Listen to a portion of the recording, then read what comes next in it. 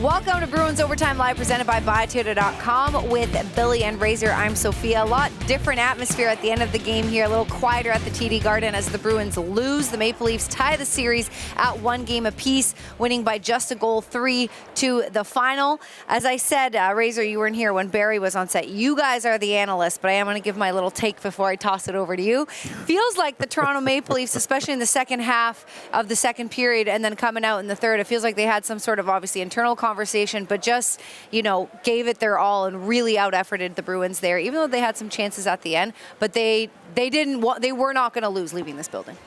I'll let you take it since I analyzed last game. Do we debate now, or no, do we just say what that was right? No, what we do is we say we go like we did this last game. We say you're right, okay. good job, and then we leave to go have a beer. Well, yeah, okay, got it, perfect.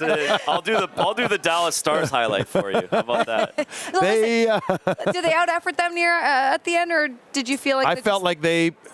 I feel played like their best game players were better than the Bruins' best players. Yeah. I think that, I think that the Bruins had a chance to have a power play at the end, and they didn't generate any from that. Matthews took, he was a Bruins stud. were down to 5D. That helped Matthews and the crew. So I felt like we talked about going into the third. Effort's a dangerous word, I guess. That's my only. Execution, though. They executed better. Correct. Please in the stay third. and help me with the rest of the show. They did, but the Maple Leafs absolutely executed better in the third.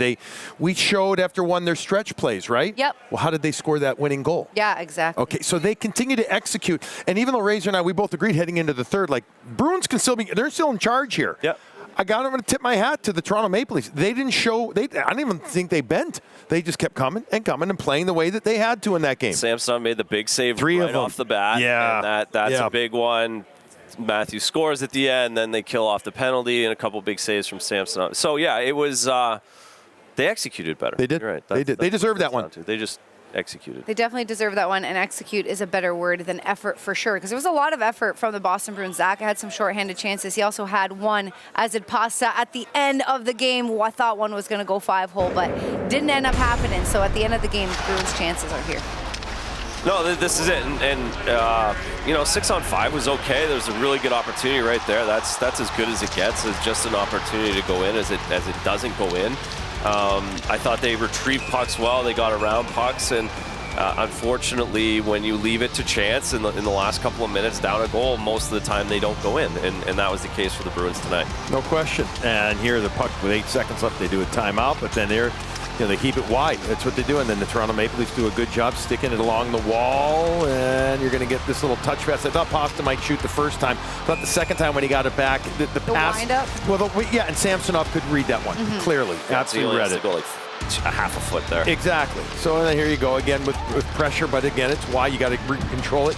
Go low and high if you can, then bring it to the net, and I'll keep saying the same thing, like right there. That's good execution by the Toronto Maple Leafs. I mean, series are hard to win, but the Bruins are going to have to be better now. They saw a really good road game from the Toronto Maple Leafs. Yep, and they'll be going to Toronto to face them for Game 3 on Wednesday. Meanwhile, Auston Matthews, I heard Jack and Brick say it several times, not just this goal, all-around great games, but what a goal to win it. This is a great goal to win it. Breakout pass, Lyubushkin up to Domi. Domi with the lead pass.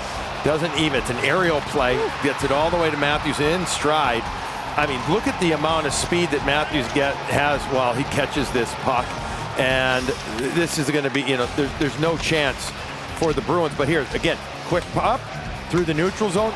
No chance. As Matthews goes in and really fakes hard to his right and then roofs it past Ullmark.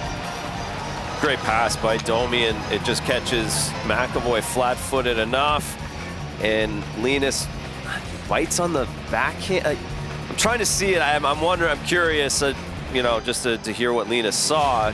With Matthews being a lefty, he bites pretty quick over on that other side, and obviously Matthews is going to finish that. Yeah, so he is our Subaru star of the game, and in his playoff career versus the Boston Bruins, which is 16 games, 7 goals, including 1 tonight, 4 assists, and 2 power play goals. I think you make a great point, though, about that pass. If it's an on-ice pass, Charlie can step there, because that's what with the speed that Matthews has, again, stretching through that area, you've got to kind of gap on that guy. You can't keep backing up. Meanwhile, it's an aerial play. That's a real hard play for the defender who gets up there like that, and Matthews catches it up here, that's past Charlie. He's got almost no chance. Charlie's using the blue line as his backside. It's what and he's if it's hoping. on the ice, he can close and he gaps up or it goes offside. But in the case it goes up over his head, he's taking that step forward. It was perfect. Patrick Mahomes type pass. It really was, yeah.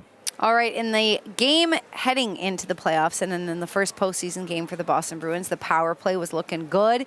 In the third period, it could have been a huge difference maker as they were 4-on-3, but unfortunately didn't generate that much. No, this is the power play with 6 minutes left, and unfortunately, that's a good chance from Shaddy, the bit of a broken play, but after this, they just weren't able to get cooking, and it's been the other side, the other unit that scored the goals for the Boston Bruins in the playoffs. Last game and this game, right?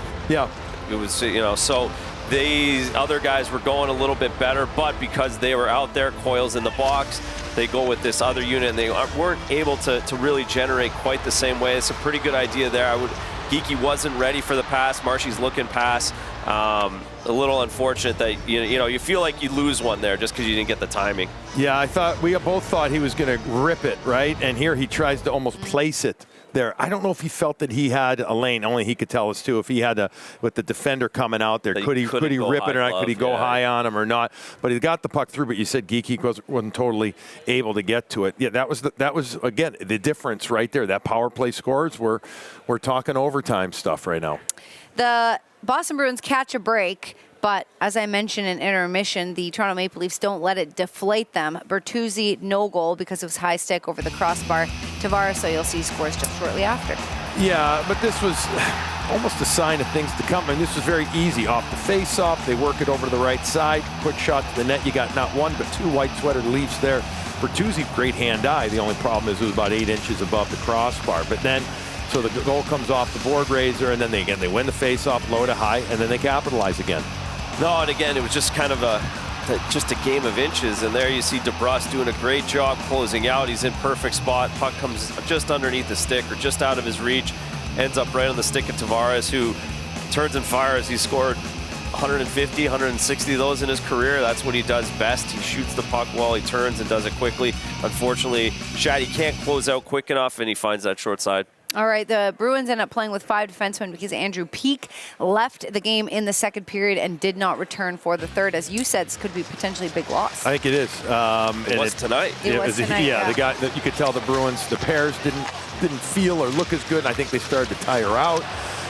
Peeke is going to block a shot, and that's going to be the last shift of the game. Or this is where he's going to block a shot. I think he played one shift after that. But, this is a guy, again, whether it's 17, 18, 19 minutes, he's taken a chunk of penalty kill. He's taken a lot of D-zone starts. It helps alleviate some pressure on a guy like Charlie McAvoy, another right shot defenseman.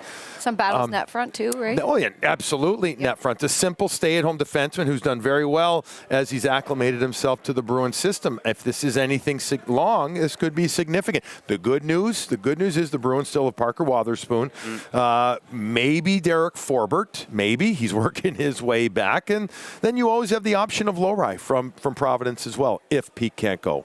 All right, as we mentioned, depth on the blue line, very important. All right, we're coming right back on Bruins Overtime Live. We're going to get more dressing room reaction in the first place in this game, too. And Andy Brickley goes one-on-one with Jim Montgomery. We're going to play that for you next.